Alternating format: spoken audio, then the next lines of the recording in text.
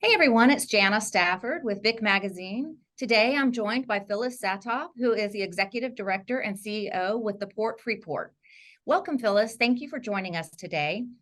Port Freeport began as a government entity created by voters in 1925 and will indeed celebrate its 100th year anniversary soon in 2025.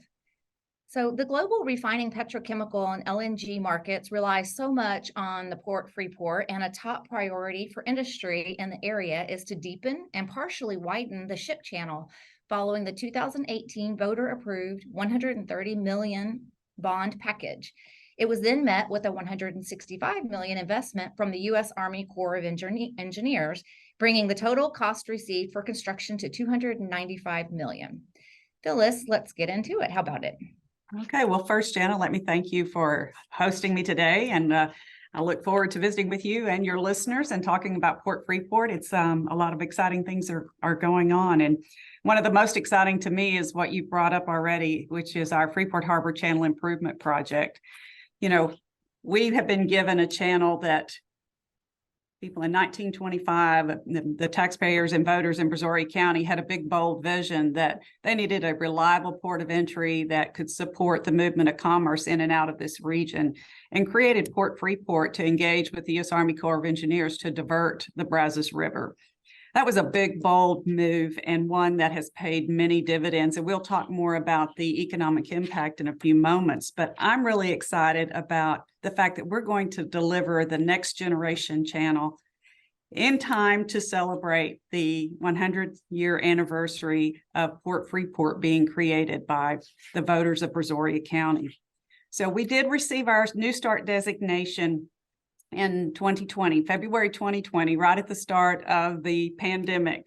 So we got right on into it, awarded a contract with the U.S. Army Corps of Engineers that fall, and dredging actually commenced in the channel in the area adjacent to our container terminal. That work was completed in 2021, so we were able to celebrate the first completion of the first contract, but we already had a contract awarded for the next segment, which was going to be the widening around the bend in our channel.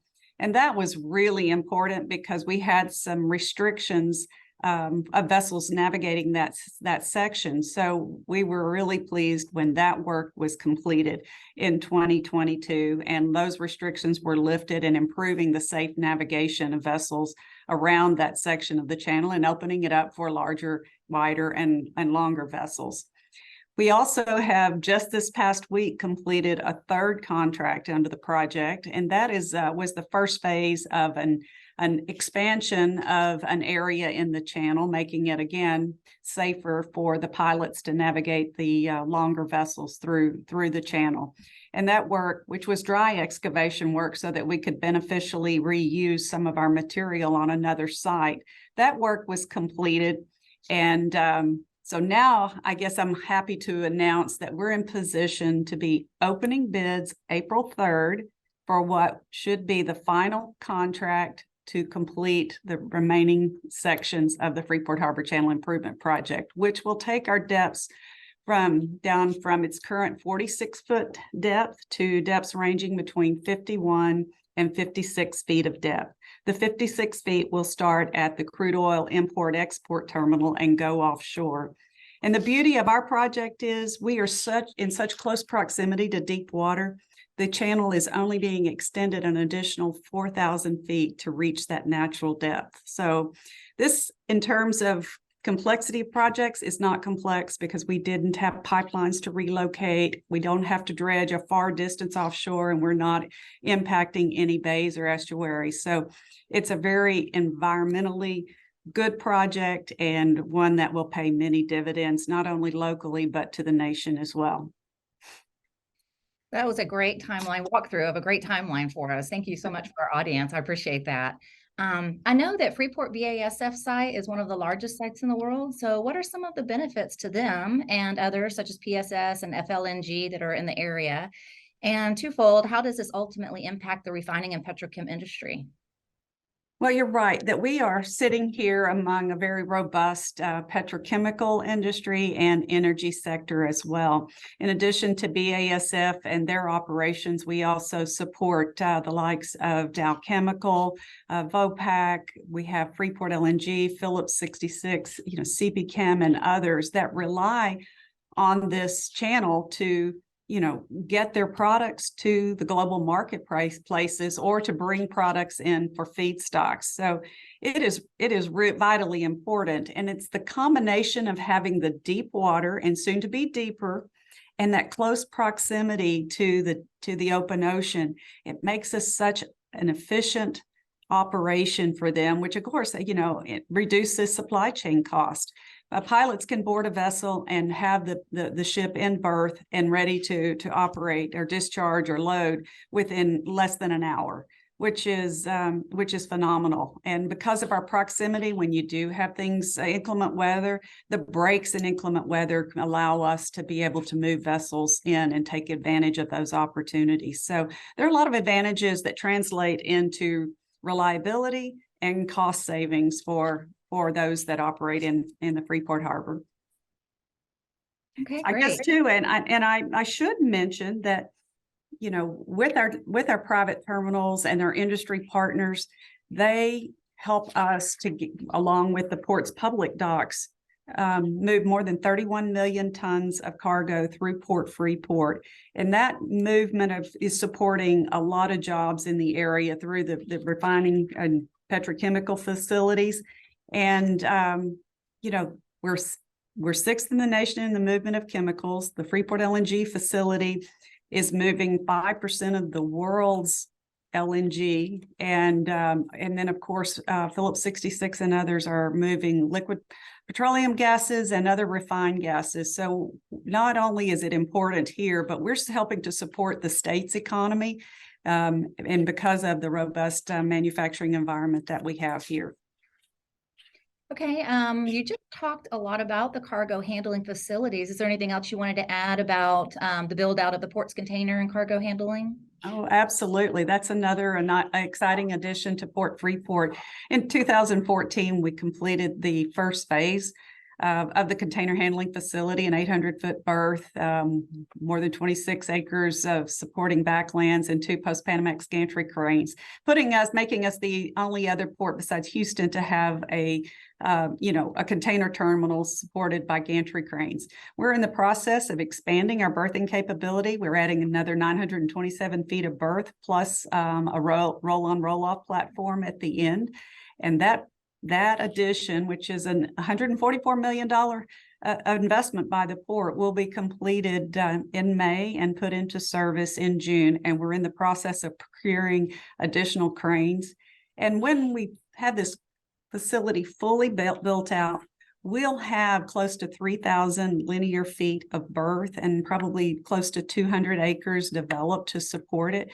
And that'll put us in position to move, 1 million plus TEUs, 20-foot equivalent units through Port Freeport on an annual basis. And I'm being very conservative in my numbers. You'll find that I won't exaggerate numbers because I want to be realistic, and it'll take us a little time to grow into that. But with some recent acquisitions of land adjacent to the terminal, that will allow us to, put in the additional gate interchange infrastructure to support the efficient movement of cargo in and out of the terminal. And we're really excited about where we're going to be positioned with that facility and the opportunities that it presents.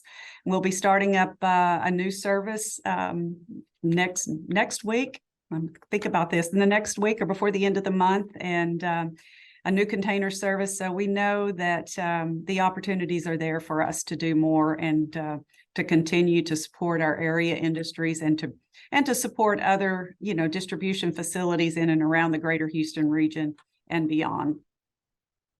Right. Well, so one of those is Volkswagen. I was kind of curious about, getting a little away from oil and gas, our bread and butter, but, it's my understanding that Volkswagen's made quite an investment in the port. Can you tell us a little bit about that? I can. We're really proud to announce that Volkswagen has made the decision to make Freeport its Gulf Coast hub for distributing its product to more than 300 dealerships. There will be product or cars railed in from Mexico, as well as then they'll be receiving by ocean-going ro-ro vessels from their Europe markets, so facilities. So the site will be 125 acres. They have partnered with KDC and PRP. They're the developer and financing arm to this project, but they're expanding or developing 125 acres, which will support the movement of 140,000 vehicle units through the site annually. There will be 2 processing facilities inside the terminal. And the construction is, I mean, we signed the deal and it was within 24 hours. I think that there was construction equipment on site beginning to work. So they are making substantial progress, and we're really, really excited to see them go into service. And we're glad to keep this business in Texas and supporting our Texas markets. Yeah, that's great to hear. What are Freeport's plans for the next 10 to 20 years? Can you give us a little insight just on what can be expected from leadership at the port? Sure. Well, first of all, we try to have a unified vision between, the executive staff and our commission. We have a great port commission that leads and guides us. We've been focused for the last decade on 4 strategic initiatives, and that had been the Freeport Harbor Channel Improvement Project, building out our container handling facilities, also building out our Parcel 14 multimodal site, which is where Volkswagen will be located, and to continue to support other agencies in continued improvement and expansion of our inland infrastructure, because that is so critical to really getting the maximum return out of all that we're doing to invest in the harbor and land side. So we'll continue to reevaluate those needs. As I mentioned earlier, we still have opportunity to further expand our container terminal. That will continue to be an area of focus and be market driven. But we also have other land. We own about 2,500 acres of land. We look to bring other economic investment into the area and the region that will, again, support more commerce moving through Port Freeport, create more jobs, and continue to expand our economic impact. In recent, we periodically update our economic impact numbers, and based on our 2021 results, our most recent economic impact study says that the port's operations are contributing $157 billion annually to the nation's economy.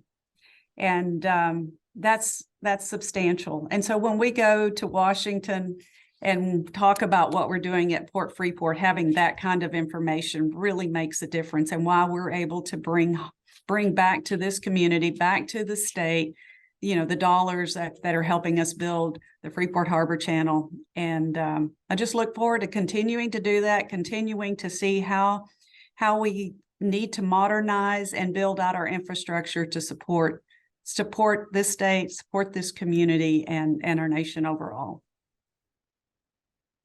So Phyllis, something a little more on the light side. How about it?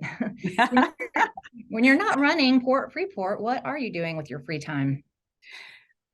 Anything that really doesn't, I can't have a cell phone in my hand, right? There you go. So whether that is playing golf or hiking, or maybe doing a little fishing with my son, those are the things I like to do. I like to get outdoors. The job keeps you indoors a lot. So I'm a gal that likes to get outside. I myself am an outdoor girl too. I would say some people might not think that you and I are, but that's funny. I am definitely an outdoor girl every chance I get as well. So for more information on the port's ongoing expansion project, visit portfreeport.com. Thank you, Phyllis, for being with us today. I appreciate it so much. We would sure love to have you back on with BIC Magazine at a later date to give our audience an update. Just, at the point when you feel like there's a good time to reach out to us, and we'll get you back on. As always, we are most grateful for our audience. Please like and share this recording with colleagues. And for more industry news, videos, webinars, and podcasts, visit bicmagazine.com. And remember, it's what we do together that counts.